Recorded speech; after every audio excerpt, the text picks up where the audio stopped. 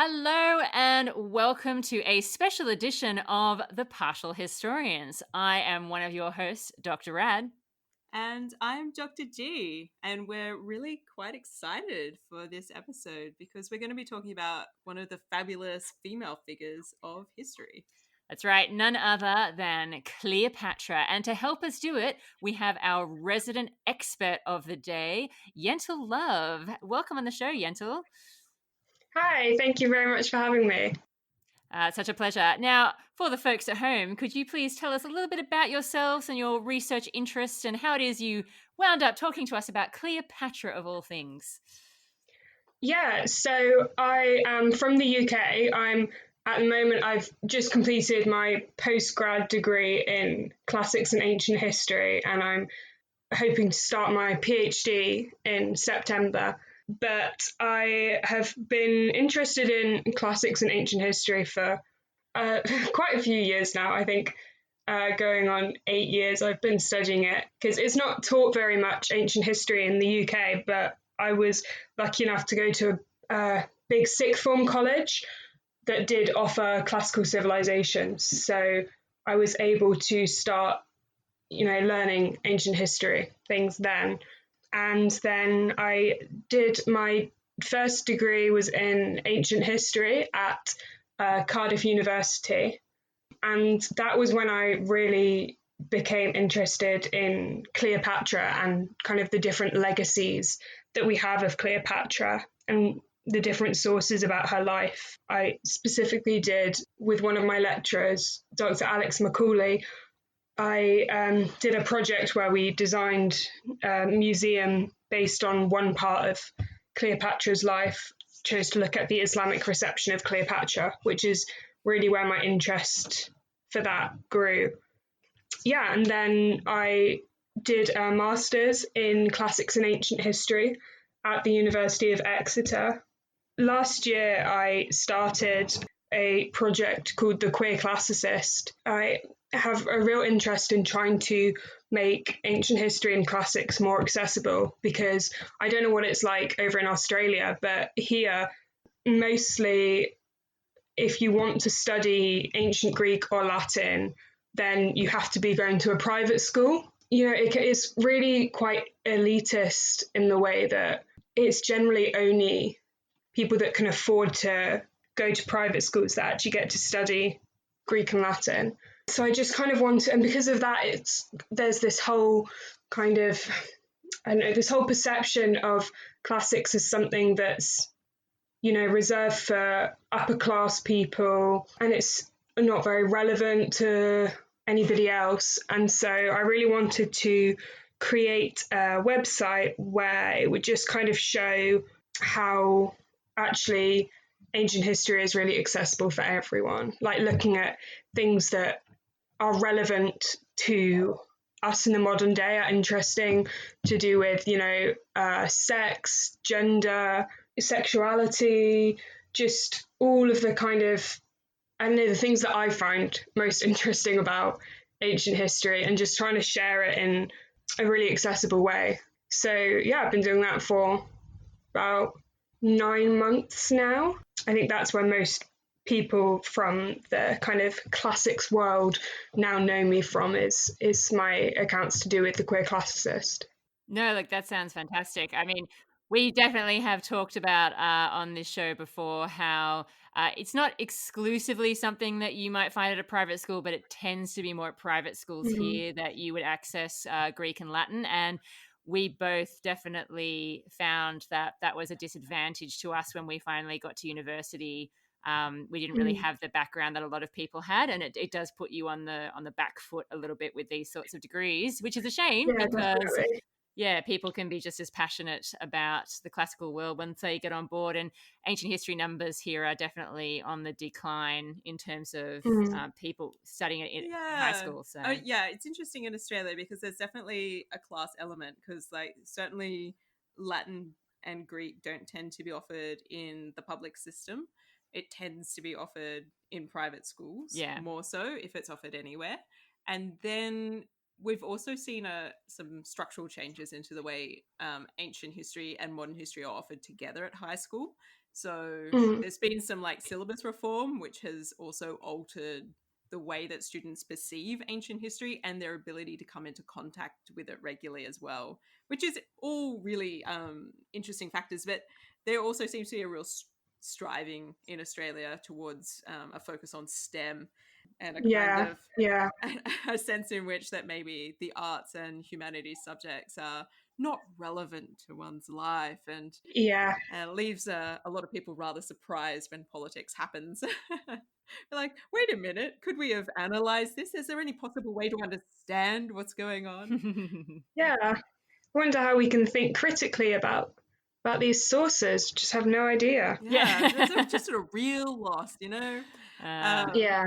But yeah, I think your work with the Queer Classicist blog is actually a really exciting space to be in, because it's kind of opening the door to a world which for some people feels like it's really a closed system, and finding ways to access ancient history, I think, is a really great place to be. And there's lots of exciting stuff happening in that space at the moment. So it's fantastic that you're there as well.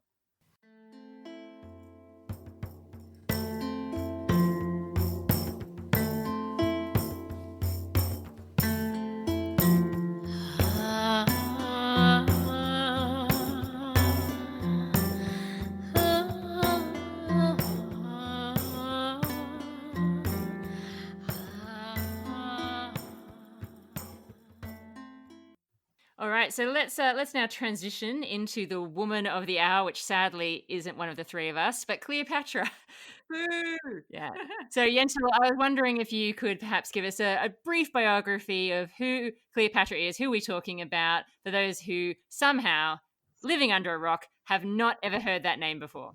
Yeah, of course. So when we talk about Cleopatra, it's a lot of the time it's in the context of, you know, Cleopatra and Julius Caesar, Cleopatra and Mark Antony. So that's the kind of time period we're looking at. She's existing alongside all of these really famous figures from the late Roman Republic going into the Roman Empire. She was born into the Ptolemaic dynasty, which is a Greek monarchy that is ruling over Egypt. And that dates back to the Alexander the Great's conquests and then the splitting of his empire after his death. And so Ptolemy, ancestor, settled in Egypt. And since then, we have this Greek monarchy of Ptolemaic leaders. And in her early years, there was a massive civil unrest within the capital, Alexandria. And it saw her father, Ptolemy XII, who was forced to flee Rome. And in that time, her older sister, Berenike IV, tried to take the throne in his absence. And when her father came back, she was executed for her treachery. So Cleopatra learnt very early on the kind of dangers of political manoeuvring within the Ptolemaic court, but also we see from the very start this kind of deeply political side to, you know, Cleopatra, with her older sister kind of acting as this kind of an unwitting example to the young Cleopatra of, okay, so, you know, you have women who try and take control when control is offered to them. You know, I think it's an interesting thing to consider is what, when she was younger and saw that happening, you know, what kind of impact that would have been on her. Ptolemy XII, her father, dies, and the kingdom is left in the hands of Cleopatra and her younger brother, who's Ptolemy XIII. But soon disagreements between the two of them lead to civil war, and Cleopatra actually ends up getting exiled. You know, I think it would be easy to think, okay, Cleopatra's out of the picture now. Like, that's it. She's gone. Ptolemy XIII is just going to have control. But somehow, when Julius Caesar arrives from Rome to their capital of Alexandria, somehow a meeting is engineered between Cleopatra and Caesar. We still don't really know how it happened, but somehow the two of them met. And after that meeting, Cleopatra was announced as the queen ruling alongside Ptolemy the 13th again. This is a pretty interesting shift in fortunes as far as Cleopatra is concerned, to sort of like come back out of nowhere. Yeah. It would seem in this moment. Yeah, exactly. And it definitely provides. I mean, there's a lot of speculation when a woman gets into power after a meeting, a secret clandestine meeting with a powerful man. Everyone assumes like, she must have slept with him. Well, I think it's pretty undisputed that she definitely used sex and laundry to get her way with Julius Caesar. Yeah. I mean, at some point they do seem to have had relations, as it were. Yeah, definitely. So we get the birth of Caesarion, which means Little Caesar, an inventive name. But so the two of them take this like romantic Nile cruise, which is basically just Cleopatra kind of showing, all of the temples and all the way along down the cruise to Julius Caesar. And soon after, Caesarion is born, who is the son of Cleopatra and Julius Caesar. They definitely had a sexual relationship at some point.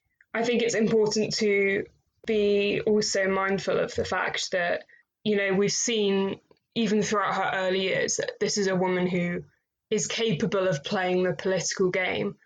Well, it's impossible to know anything, really. We can't claim to understand exactly what Cleopatra's thoughts were, but I think from the evidence of kind of her previous political maneuvering, I think that this, whatever the relationship was between her and Julius Caesar, this isn't something that's just happened to land in her lap. Like, this is part of a careful long-term plan that Cleopatra has.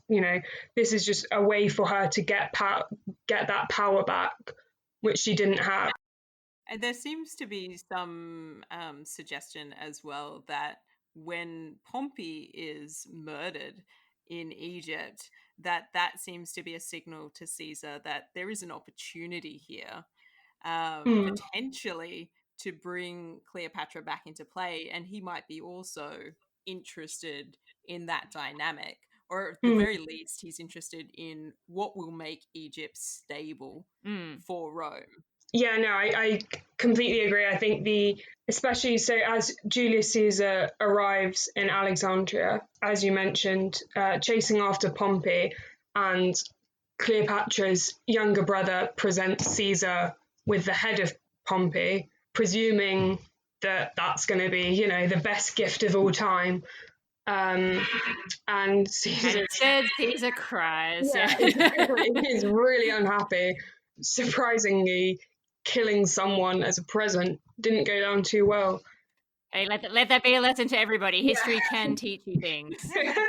Yeah, exactly. If you're looking for a welcome home present, definitely don't give somebody's head. No, not even the head of the enemy. It's just not a done thing. Exactly. Just stay clear. We definitely have this, looking back before Cleopatra then takes power, there were, a huge amount of, riots. There was a lot of civil unrest under her father's rule. And so I think definitely the idea of creating some stability there would have been something that Rome was looking to do. Absolutely. And then, of course, Caesar and Cleopatra seem to be getting along pretty well. She comes to visit him in Rome once the Civil War is all over. But unfortunately, that's around the time, he gets assassinated. Yeah, it's a bit of a stabby stab situation, yeah. And so Cleopatra has to pack her bags and go back home, which she doesn't seem to be that devastated by, as far as we can see. She gets on with the business of ruling. It seems to be a pragmatic sort of thing where, like, all right, my major ally in Rome has been murdered. It's probably a prudent time to up sticks and head back to Alexandria. Absolutely. But then, of course, Rome comes a-calling again in the form of Mark Antony. Yeah, this famous meeting between Antony and Cleopatra. And as they say, the rest is history. But of course, unfortunately, even though Mark Antony was much older than his main other political rival in the wake of Julius Caesar's death, which is, of course, is the young Octavian, or should I say, the new Caesar. Oh, wait, Yeah. What about Caesarion? Yeah. Hey!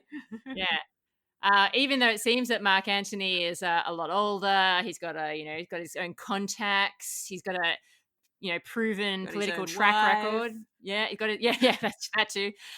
Even though she might be thinking she's picking the winning horse, as we all know, that's not how it ends up, is it? No, but these two become very intertwined. They have three children together. Yeah. He eventually does divorce Octavia, who is the sister of Octavian, and thus like the political alliance that's buoying up that second triumvirate. Yeah. And he also places Caesarion above in the line of succession as well, above his own children with Cleopatra. So he buys into Egypt big time, it would seem. Yeah. And so, they do become so intertwined, and therefore we get this very big love story angle, of course, coming out of a lot of modern representations of Antony and Cleopatra's story. But it does end in tragedy for both of them, with them both ending up committing suicide after they lose the Battle of Actium, and with Octavian breathing down their necks. Yeah, it is a tragic end. What would you say are the main sources that people have used to find out about Cleopatra's life up until this point? So generally, this kind of Western scholarship focuses on Roman reports of Cleopatra. So really, we're looking a lot at Plutarch, who wrote in his lives, he wrote a biography of Mark Antony, which in its nature contains a lot about Cleopatra.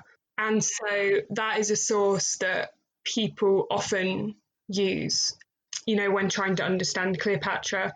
Similarly, she's mentioned in a lot of Latin texts, even just in passing.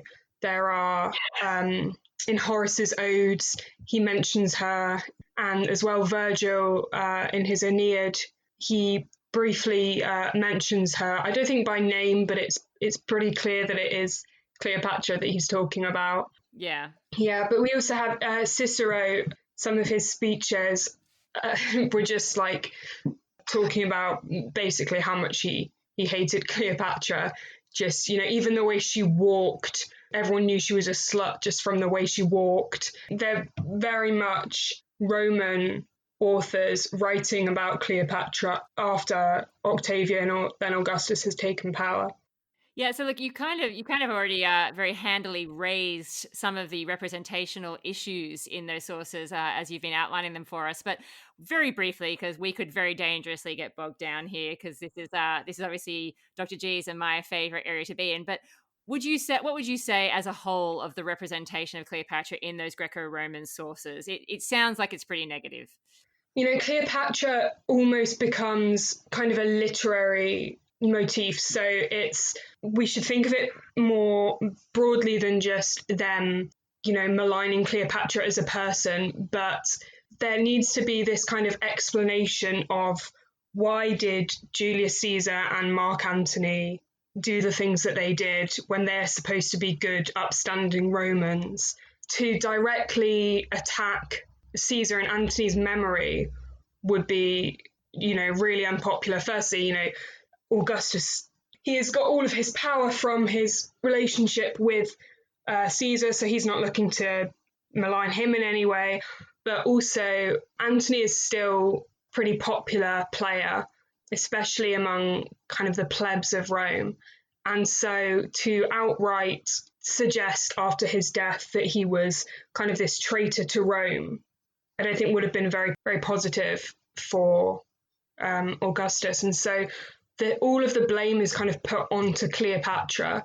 And so she is this kind of sex-obsessed temptress that manipulated and ruined these good men of Rome. And so Horace talks about her as a fatale monstrum, which means it's kind of like an evil, like a harbinger of doom, like this kind of evil portent. And so they really lean heavily on this idea that she is kind of this monstrous femininity all in one person. She is this temptress, this exotic temptress that ruined these good Roman men and would have ruined all of Rome. Yeah, and I think you're absolutely right, and I think because of the civil war aspect that happens between Antony and the young Caesar / Octavian / Augustus, um, it's even really in her own lifetime, isn't it, that the propaganda starts because there is that tension between Antony and Octavian even before, long before Actium happens, and we can start to see what becomes this huge legacy in the Western reception of Cleopatra, because this is kind of the angle, that femme fatale figure, that dangerous woman who, just by the way that she walks, is going to be treacherous. This is kind of how she comes through to us in Shakespeare, through the the medieval period, and right through into the 20th century as well. And it has this huge legacy from really quite some negative source tradition, because obviously they're primed to think about Cleopatra in a very negative light. Absolutely. She's not just a woman. She's a woman in power who's also a foreigner, who's taken up with managed to take the cream of the Roman crop, exactly, as it were. Exactly. Oh, that's disgusting. That trip taking someone down the Nile has a whole new euphemism now. And of course, then Octavian / Augustus lives for such a long time after he wins this victory against them. I mean, he really gets a good long time to cement the vision of Cleopatra that he wanted us to see. And of course, he has some of the best writers that we know from antiquity that write in Latin on his payroll. Yeah, exactly. Because of this whole patron-client relationship, you get all of these Roman authors who are being kind of bankrolled by Augustus, one of his best friends and allies, Maecenas. And so literally their success is really reliant on them painting Augustus as a pretty good guy. And with that, his enemies are your enemies. Absolutely. Now, of course, whilst we don't necessarily have big narratives coming from the Egyptian side of things, there are some other sources that we could turn to. So again, we won't get too bogged down here, but briefly, can you tell us a little bit about the archaeological sources like coins and statues and even buildings that survive from around Cleopatra's time and the kind of image that we get of Cleopatra from them? With Cleopatra, like all of the Ptolemies, you get this kind of dual iconography where in Greece and Rome, they want to appear, Greco-Roman. They want to really emphasize their links to Ptolemy and to Alexander the Great through that. So they are portraying themselves in a very traditional Greco-Roman way. Whereas over in Egypt, they want to appear Egyptian. They have just, on top of the normal kind of ranks of the Egyptian elites, they've just popped this Greek monarchy right on top and are expecting that to work with no problems. And so in order for that to go down a bit better among the Egyptians, they portray themselves as Egyptian in many ways. And so you get this, like I said, this dual iconography, which you can really see in a lot of we have temple reliefs which portray Cleopatra as Isis, and then her child Caesarion as Horus, this kind of divine child. And they really emphasize her kind of connection to the Egyptian world and her Egyptian heritage. I think it's tricky because when people look at, say, at coins, like you mentioned, of Cleopatra, that's often used to, people think we can draw some kind of idea of what Cleopatra might have looked like. And that's like the big question, was she really the most beautiful woman the world has ever seen? Yeah, so people tend to draw quite heavily looking at the coins and thinking that we can understand from them what Cleopatra looked like. But the coins just were part of this kind of tradition of dual iconography, and they are specifically designed in order to show that Cleopatra was the descendant of Ptolemy. There's this very specific Ptolemaic nose that every coin of the Ptolemaic dynasty will display the ruler having. It's this very kind of an artistic motif that people would look at it and think, oh, right, that's one of the Ptolemies. And so definitely the coins that we have, I think they are not meant to show Cleopatra as, she looked, but rather to show Cleopatra as the most recent in this long line of Ptolemaic rulers. Absolutely. So I guess just to sort of sum up what we've got from Egypt and then from the Greco-Roman source tradition, we're really dealing with propaganda in both instances. It's just that one of them is obviously more pro-Cleopatra and one of them is completely anti-Cleopatra. And it makes a lot of sense for something like the coinage to be very symbolic. Like, you don't have a lot of real estate when it comes to a coin. And chances are most people in most of Egypt where these coins are going to be circulating are not going to witness her in the flesh at any point.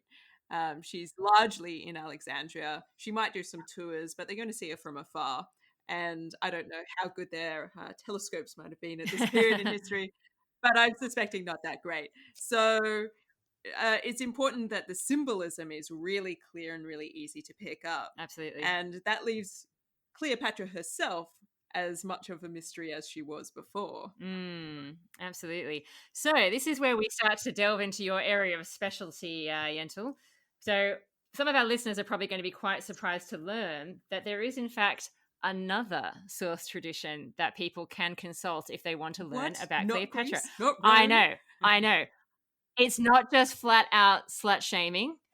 And it's not just a little coin. There's a whole other source tradition, and Yentl is going to tell us all about it. Like you said, it's not really talked about much in comparison with like the Latin literature, but in the medieval Islamic period, you get this whole wealth of Islamic scholars that are attributing multiple academic works to Cleopatra, and they call her the great scholar, and so they are remembering her as this incredibly intelligent queen who wrote books on medicine, magic, alchemy. But yeah, there's this whole separate narrative of Cleopatra as the Egyptian monarch that she was. So it doesn't focus on her involvement in, this kind of Roman civil war at all. The focus is in Egypt and what she did for Egypt. So there's one scholar, Ibn Batrik, who discusses Cleopatra largely through the association with her building projects that she did. He writes this universal history and talks about how Cleopatra, had these whole campaigns of improving the infrastructure of Alexandria, building these massive temples and hydrometers, so like measuring the waters of the Nile and their seasonal rise and fall, and the extent of this construction campaign that Cleopatra went on in order to kind of improve both her capital city, Alexandria, and wider Egypt as a whole. So if we're thinking about the building program, how and thinking about this source tradition, because it tends to start reasonably late. So we're looking at from the 7th century onwards. How reliable are we finding these sources and the building works that are attributed to her? So we know that some of it isn't reliable. There's this lighthouse of Alexandria that people claim that Cleopatra built, where we know actually, she definitely didn't do that. So there are definitely things that are attributed to her, which we know most likely weren't actually accurate. But I think it's really interesting to consider the fact that, we get these kind of mythologies both in the Roman tradition and the Islamic tradition, but it's interesting to see what they thought was possible of these people. So, over in Roman, the late Roman authors are talking about Cleopatra saying, oh, she slept with a different man every night and then would have them killed the next day. Whereas over in the Islamic sources, they are saying, yeah, she wrote this whole book about medicine and she tried her hand at philosophy. She was incredible. And so I think it's really interesting seeing that kind of difference in what they thought Cleopatra was capable of. Yeah, I mean, look, there's no doubt that there is something incredibly refreshing about the fact that when you look at the Greco-Roman tradition, you do get a lot of commentary on what Cleopatra looked like. So famously, Plutarch said, "Look, I'm not saying she was the hottest piece of ass I've ever seen, but she was very enchanting and charismatic and very intelligent, and therefore you felt like she was very beautiful once you were in her presence." And then you've got people like Dio Cassius saying, "No, no, no, no, no. This was a hot babe. This was a steaming hot babe." You've got a lot of discussion, and therefore we've been driven by a lot of interest in her appearance. But as a woman sitting here right now in my pajamas, I do like the fact that the Islamic tradition is not as focused on that. However, there is that question about, I mean, the more I looked into this, the more I take my hat off to you for dedicating your time into this. It seems like it's a very confusing tradition to unravel because there seem to be a number of different people that are being written about and kind of confused and conflated with Cleopatra. Some of them are the queens, some of them are other women who are obviously like alchemists and that sort of thing. It seems to be quite a difficult, challenging source tradition to sort of unravel and to look at the reliability of.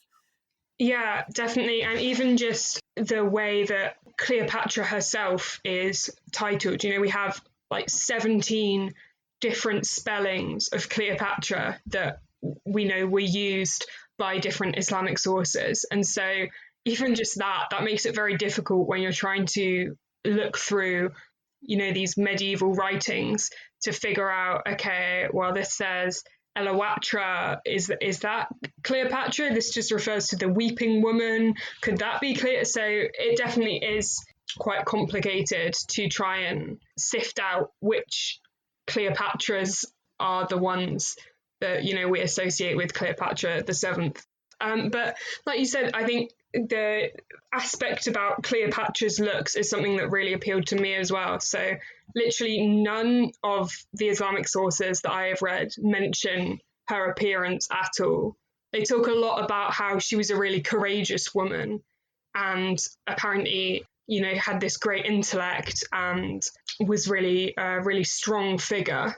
Those attributes are mentioned over and over again by sources, but nobody mentions her looks at all.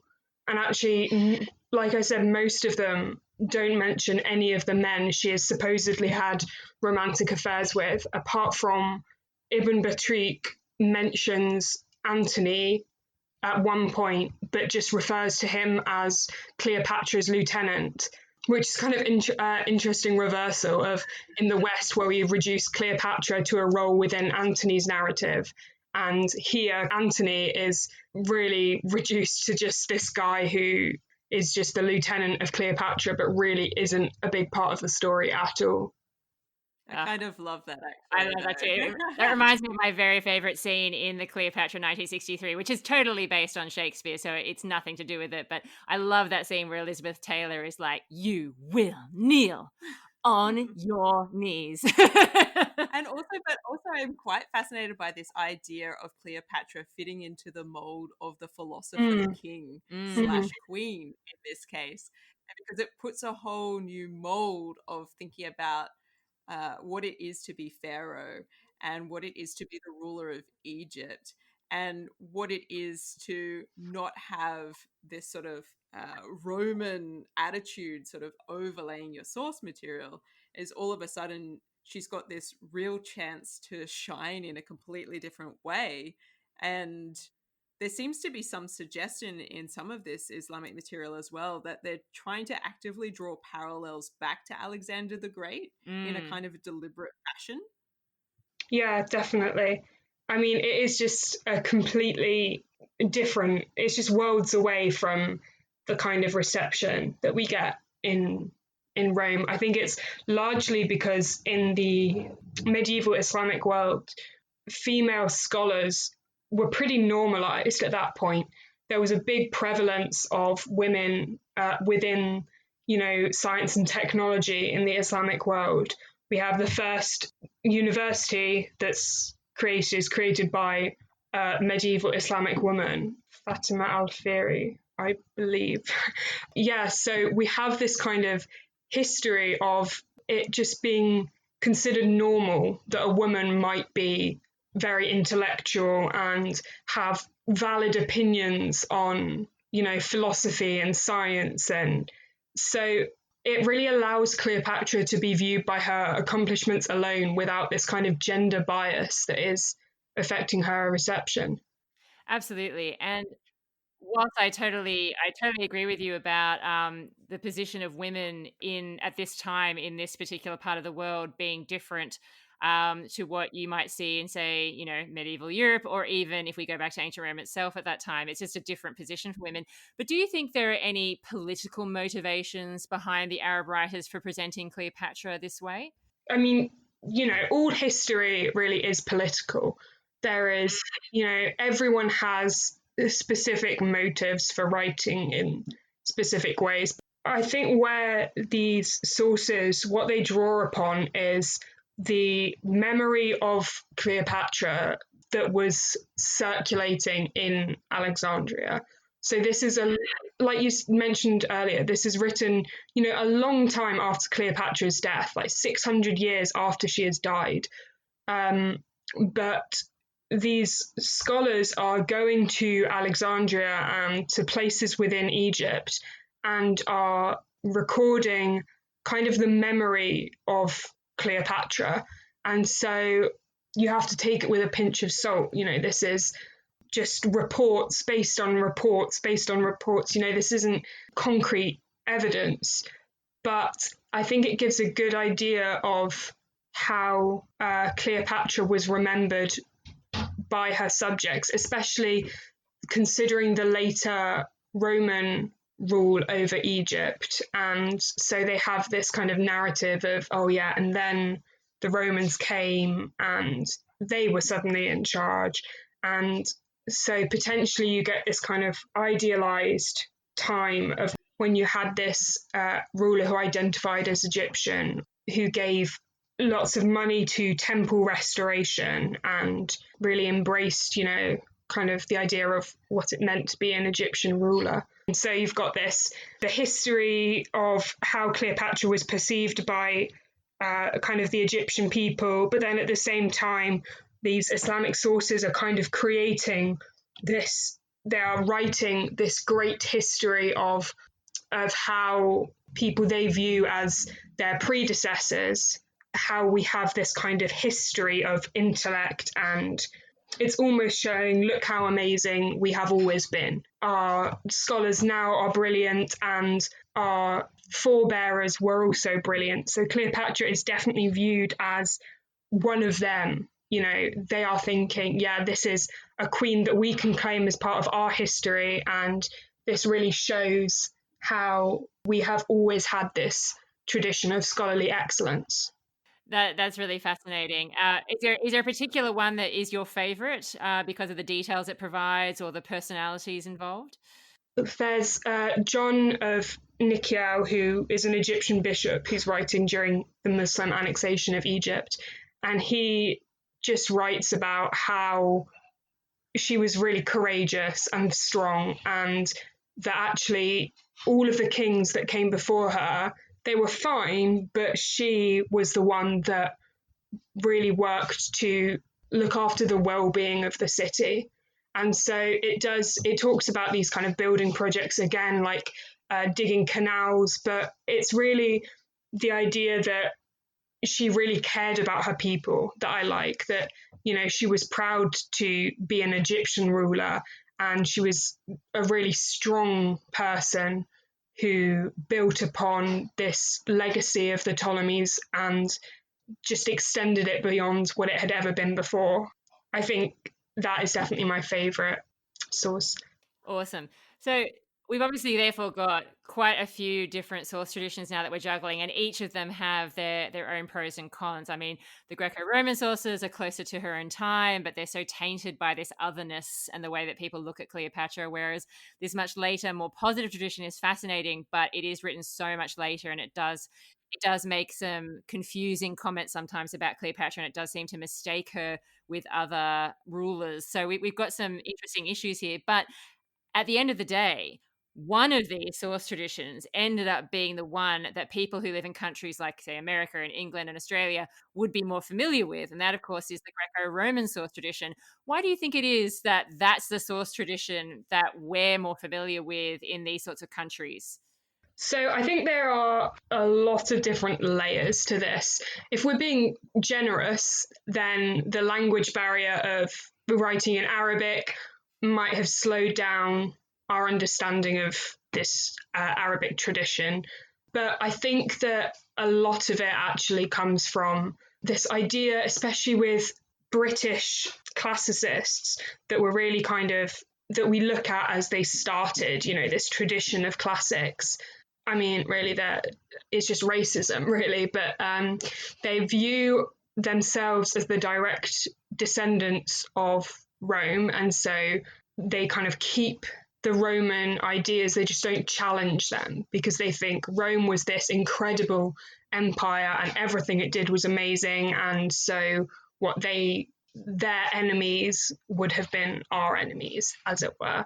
I mean, we still see this now, but this idea that a lot of the quote-unquote West, the Western scholarly tradition has, is that they have the good ideas, really. They are the ones that, they're the ones that should be listened to. They are the only people that have valid opinions about ancient history, or they view themselves as kind of the inheritors of the ancient tradition.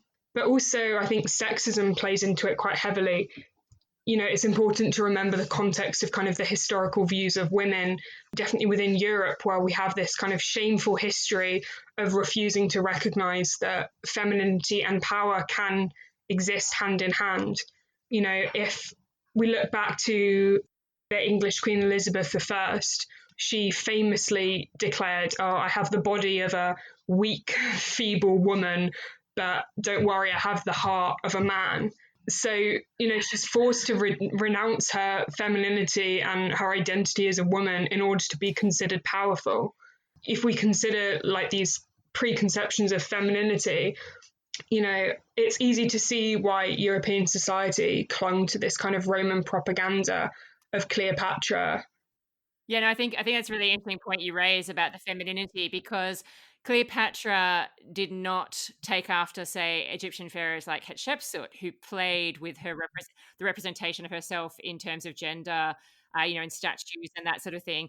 There's no evidence that Cleopatra ever tried to represent herself as male, and she often was associating herself with someone else in her power, whether that was one of her brothers or whether it was her son, or whether occasionally it was, Caesar or Mark Antony, one of those guys, Yeah. She was definitely stuck with her feminine nature as Isis and all those sorts of things. It wasn't and that's ever part of her agenda. Being treated quite differently in the different source traditions. Absolutely, yeah. Some have seen it as a point of strength and others as a point of weakness. Yes, absolutely. And I feel like I think everything you said was 100% spot on, but I must admit, I feel like also as an audience, when we're looking at TV shows or any sort of representation, whether it's a comic book or a video game, there is something in us as well that probably finds the love story appealing. Yeah. And I think also it's important to remember that for a lot of people, TV shows and films are where they're going to get their understanding of Cleopatra from. I think it's unrealistic to expect that people are going to be able to have the access to, discover about these Islamic sources if we're just considering, the typical student of ancient history. I've only found one major book that talks about the medieval Arabic reception of Cleopatra, which is by L. Daly. But for me as a student, that was a really expensive purchase that I made. It wasn't available in my uni library. I couldn't find access to it anywhere. And so the thing is, if the sources aren't made widely accessible, then people aren't going to be able to learn from them. And we're really going to keep this tradition. We're just going to keep the Roman tradition, really, unless people actively try and change that. With good reason for wanting to change the tradition. I mean, some of our Islamic source material talk about her writing books on toxicology, which to my mind, it pairs really nicely with what we know about the possible end of her life. And I was like, is this a woman who knows a lot about poisons? And that feeds into a hugely negative source tradition if you're coming from a Greek and Roman perspective. But if we're coming from, well, no, she's a chemist, she knows things about how toxins work, she's actually a professional in this kind of field, she's a scholar of the subject, that puts a whole different sheen upon that angle. And I think being able to shift the perspective and to be able to look at it from just a slightly different angle that opens up a whole world of possibility is the thing that makes me really love history as well, to be honest. And there's definitely possibility to see some points where those source traditions can merge, because whilst Plutarch gives us a lot of the material that, Shakespeare drew on and therefore a lot of popular representations draw on, he does mention that Cleopatra, part of her appeal was that she was so educated. So you can kind of see how there are these points where there's a certain amount of correlation. It's just presented in a very different way. But I think you're absolutely right. I actually did look at Elle Daly's book in preparation for this podcast with you, and I did know of the Islamic source tradition, but it wasn't until I looked at her book that I realized just how incredibly difficult it would be to study that as a scholar. And it's certainly not something that I, for example, would be able to access the primary sources, in their original language or anything. I certainly don't have any background in the languages necessary. So I think that's a really valid point.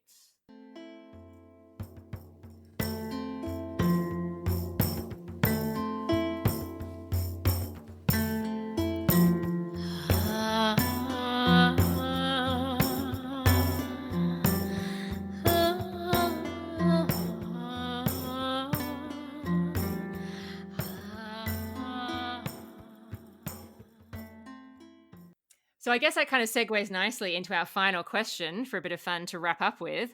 As we all know, very excitingly, there's going to be a new Cleopatra biopic coming out. I'd love to hear what your thoughts and hopes are for this film, which we know is going to star as the lead character, Gal Gadot. When we first talked about doing this podcast, I don't know if Gal Gadot's casting had been released yet, but I know that has since caused a lot of controversy surrounding her casting in particular. I mean, there's this whole debate of, really, was Cleopatra black, and the subsequent repercussions and connotations that may have in kind of our reception of her. And I do think it's interesting that you get a lot of white people that say, oh, I don't see colour when they're talking about race, until suddenly it's, oh, how about if we have a black Cleopatra? And then suddenly, oh, no, I do see colour and we definitely shouldn't have a black Cleopatra. I would have liked to have seen the casting go a different way. Personally, I think that would have been a more interesting interpretation of Cleopatra and who Cleopatra was. But I think putting the casting of Cleopatra aside, I really hope that we lean in heavily into this idea of Cleopatra as more than just her relationship with Rome. We know that she really did identify with Egyptian heritage. Plutarch says that she was the first Ptolemy to know the Egyptian language. So we know that she has this connection to Egypt and to her people. And so I would really like to see this idea of her as a leader of Egypt standing against this political, growing empire, really, that is focused on colonizing and expanding. And she is really standing against the might of that empire. And so I would really like to see this kind of reconsideration of Cleopatra from that viewpoint, treating her as a political leader and looking at aspects of her intellect and emphasizing her Egyptian heritage. She really emphasized in her life her relationship with the people of Egypt, and I would really like to see that emphasized further, and it not being, I love the Cleopatra, the 1963